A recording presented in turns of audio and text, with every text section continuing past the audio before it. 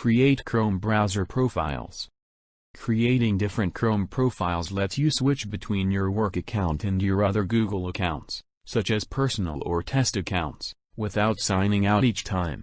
Add a Chrome profile. In Chrome browser, at the top right, click Profile. Click Manage People. Click Add Person. Choose a name and a photo. Click Save. A new window will open and ask you to turn on sync. Optional, turn sync on in Chrome with a Google account for the new profile. Their bookmarks, history, passwords, and other settings will automatically sync. Switch to another profile. In the top right corner, click your profile icon. Click the profile you want to switch to. Remove a profile.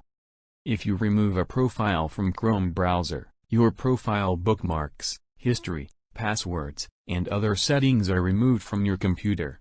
At the top right, click More and then Settings. In the People section, click Manage Other People and hover over the person you want to remove. Click More and then remove this person. Click Remove this person again to confirm.